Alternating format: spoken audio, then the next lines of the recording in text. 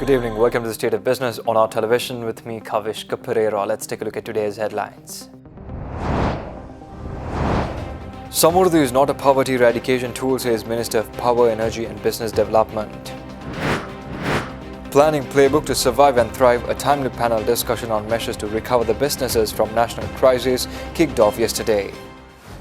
News in detail. Minister of Power, Energy and Business Development Ravi Karunanayake stresses that mere allocation of Samurdhi benefits will not eradicate poverty, yet directing those recipients to engage in a sustainable livelihood and self-employment will pave the way for long-term prosperity of the country. Thus, Minister made these remarks at an event held to allocate 11,512 Samurdhi coupons in the Colombo district. Mere allocation of Samurdhi benefits for 11,512 recipients today won't solve the issue of poverty. We need to direct them to engage in a sustainable livelihood. We need to recognize the skilled labor of Sri Lanka. While our neighboring countries have low interest rates of 6% to 7%, our current interest rates goes between 15 to 16%. This is why the skilled community cannot seek a loan. The central bank should reform its anomalies in order to assist the skilled mass to receive loans without any apprehension. Hence, one can ask why one requires Samurdhi when one could get a loan for 5% interest rates. We need to create a change. I urge you to stand up on your own feet. Moreover, Power and Energy Minister Karunanayake also spoke about the current situation of the Ceylon Electricity Board. He questioned how a country can be developed when a state-owned institute like CEB makes losses around 100 billion rupees. දැන් මම මෙතන බාරව සිටින අමාත්‍යාංශය තමයි විදුලි බල. අපි බාර ගන්න අවස්ථාවේදී අඛණ්ඩ සේවයක් බැරිව තිබ්බ අවස්ථාවේ අද වෙනසක් ඇති කරලා තිබෙනවා. නමුත් ඒකත් රටේ යටිතල පහසුකම් හරියට නොකිරීම තුලින් කෝටි 10,000ක් අලාභයක් වන ආයතනයක් තමයි අද විදුලිය තිබෙන්නේ. දැන් මේක පරිවර්තනය කරන්න පුළුවන් හරියාකාරව ගෙනියන්න. ඒ කෝටි 10,000 දාන්න පුළුවන් රටේ සංවර්ධනයට ස්වයං රැකියාවලට මොන වෙනසක් ඇති කරනවද? නමුත් දේශපාලඥයන් මීට පෙරගත්ත තීන්දුව ක්‍රියාත්මක නොකිරීම තුල ඇතිවලා තියෙන ප්‍රතිවිපාකය තමයි අද අපට විඳින්න තිබෙන්නේ. රුපියල් 15ට 16ට නිෂ්පාදනය කරන්න පුළුවන් විදුලි ඒකකය අද රුපියල් 40ට 50ට නිෂ්පාදනය කරනවා. මොන හෙන ගහන අපරාධයක්ද? අපි සමුද්‍රලාභීන් ලක්ෂ 21කට වියදම් කරන්නේ කෝටි 6,700යි. විදුලි බල අමාත්‍යාංශ එක ආයතනයක් කෝටි 10,000ක් නැති කරනවා මේ වගේ අධික මිලට ජනනය කරන්න. ඉතින් කොහොමද රටක් ඉදිරියට ගෙනියන්න පුළුවන්? The United States lifted travel advisory imposed after Easter Sunday suicide attacks, which asked citizens to reconsider visits to Sri Lanka to exercise increased caution when traveling to the island. In April, the State Department ordered family members of U.S. officials to leave Sri Lanka after terrorists bombed 3 churches and hotels. The U.S. State Department lifted the order yesterday, and Sri Lanka's travel advisory is now in Level 2, exercising increased caution from an early Level 3 reconsider travel. The U.S. State Department, however, continues to warn, saying exercise increased caution in Sri Lanka due to terrorism. The Bureau of the Consular Affairs attached to the U.S. Department of State also said terrorists may attack with little or no warning, targeting tourist locations or any sporting, cultural, educational or public areas. The United Kingdom had already downgraded from its April advisory of reconsider non-essential travel. Sri Lanka returned to the US dollar bond market successfully, pricing a new issuance of $500 million, 5-year and $1.5 billion 10-year long bonds with over 3 times oversubscription. Sri Lanka has so far raised $4.4 billion of sovereign bonds in 2019. It had also repaid $1.5 billion of maturing sovereign bonds. In March, Sri Lanka sold $1 billion in 5-year bonds at 6.85% and $1.4 billion of 10-year long bonds at 7.85%, indicating a spread of about 441 basis points above US Treasuries for 5 years and 521 basis points for 10 years. Central Bank yesterday raised $2 billion from 5-year and 10-year sovereign bonds, a report said is the second such sale in 2019. Accordingly, Sri Lanka sold $500 million of 5-year bonds for 6.35% and $1.5 billion of 10-year bonds for 7.55%. The yield is about 460 basis points above US Treasuries for 5 years and 553 basis points for 10 years based on published rates for June 24th. The central bank also said that the final order book stood at over $1.8 billion across 165 accounts for the 5-year tranche and over $4.4 billion across 290 accounts for the 10-year tranche, reflecting total subscription of $6.2 billion. Central bank officials also stressed that the transaction highlighted global investors' continued confidence in Sri Lanka and their positive outlook on Sri Lanka's economic growth story. Keep tuning in for more news after this short commercial break.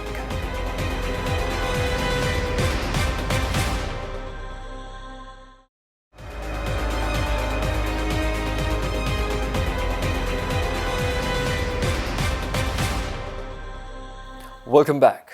A panel discussion named Planning Book to Survive and Thrive, including key professionals and industry veterans, in order to address how the working professionals and corporates should survive and thrive within the current economic situation following the recent Easter Sunday terror attacks, kicked off yesterday at Colombo. Thus, the entrepreneur Tara Gunawardana, manufacturers Sarinda Unambua, hotelier Shiro Malkure and marketer Nushad Pereira include the panelists of the event. The event was mainly organized by Snipex, the Sales and Service Academy, and Our Television joined the onboard as a media partner for the event. Thus, the entrepreneur Tara Gunawardana shared her experience as to how organizations should recover or manage risks in national crisis. Well, I mean, there are certain risks that you can't foresee, and you don't know the scale of that as well. So you have to be able to be quick thinking, quick planning, quick decision making. As well, I think, to be able to, to try and manage situations as best as possible, even during that other financial crisis that we had, where Ceylon collapsed, and it affected Odell in a huge scale. Then there was a VAT that was imposed virtually overnight, like within a month.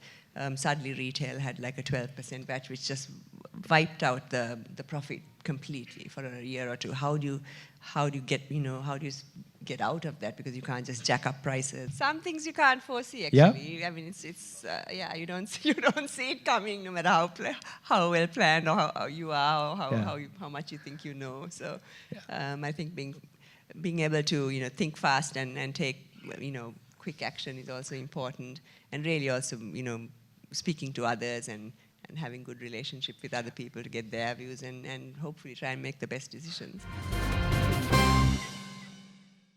The new lubricant blending plant in Muthurazavela, which is over 20-year build, operate and transfer agreement by Hyrux Oil, SD and BHD with Ceylon Petroleum Corporation, was opened by the Prime Minister Ranil Wickremesinghe yesterday. Thus, commenting on the venture in Sri Lanka, Premier Wickremesinghe said he hopes the venture would serve as an inspiration to other Malaysian and Singaporean companies that have expressed their interest in investing in the country. Meanwhile, Highways and Road Development and Petroleum Resource Development Minister Kabir Hashim highlighted that Sri Lanka has not invested in the project but has provided all the assistance in order to set up the plant on BOT basis for the next 20 years. Minister Hashim also said that the plant will help synchronize their production. Group Director of Hyrux Oil, Hazima Zainuddin, said that the lubricant blending plant is a $30 million project based in Muthurazavela and Vattala with an expected job creation of 220 employees. The plant can thus blend automotive, industrial, marine and specialty lubricants including greases and transform oil. Significantly, High Commissioner of Malaysia to Sri Lanka, Tan Yang Thai, elucidated that Malaysia has shown interest in investing in Sri Lanka despite Sri Lanka's security challenges.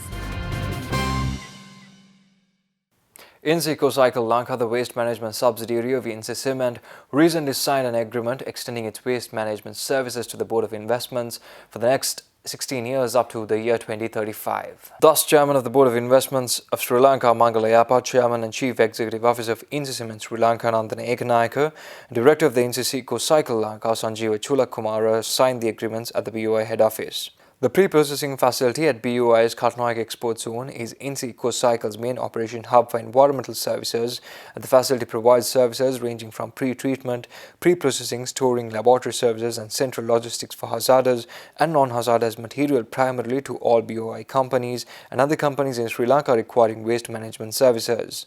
Subsequently, Sanjeev Chulakumar of NCC CoCycle emphasized that their pre-processing and co-processing facilities satisfy all regulatory technical standards and is globally adapted for the management of waste and is considered a better option than landfilling or incineration since it offers a complete solution with zero harmful emission to the environment. Let's take a look at few stories for the day in brief. Sri Lankan Airlines organized a MICE promotions activity by bringing in 200 travellers from Chennai last week in order to revamp tourism between India and Sri Lanka.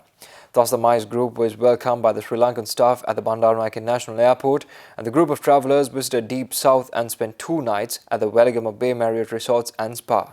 The Central Bank of Sri Lanka, collaborating with Lanka Clear Private Limited, launched the National Cards Scheme. Thus, this initiative intends to render great autonomy to Sri Lanka's payment infrastructure and to reduce current outflow of foreign exchange as service fees. Hence, the NCS will be operated by LCPL together with the international payment card operator JCB International of Japan. A delegation led by the State Minister of Fisheries and Aquatic Resources Development Dilip Vedarachi attended a workshop in Korea which is related to the establishment of multifaceted fishing harbours. The workshop started on the 23rd of June and will go on till the 29th of June in Korea. Moreover, the agreement on the first establishment of the multifaceted fishing harbour in Sri Lanka was signed by 2 parties. Stay tuned for stock updates after this short commercial break.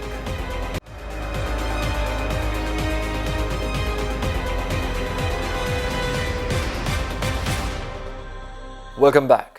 Trading at the Colombo Stock Exchange ended on a negative note, closing at 0.22 points lower today. The All Share Price Index dropped 12.04 points to close at 5,342.49, and the S&P SL 20 dropped 7.54 points to close at 2,482.08. The turnover was 1.6 billion rupees with over 10.8 million shares which were traded, while Harishchandra Mills and Swadeshi Industrial Works accounted for more than 80% of the market turnover today, while Ashri Hospitals totaled up to 42 million rupees.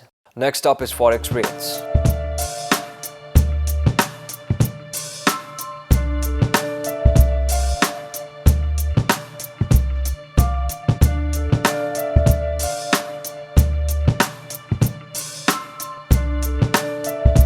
Well, that's a wrap of the bulletin for the day, signing off with a promise for tomorrow at the same time with nothing but the latest. Thank you and good night.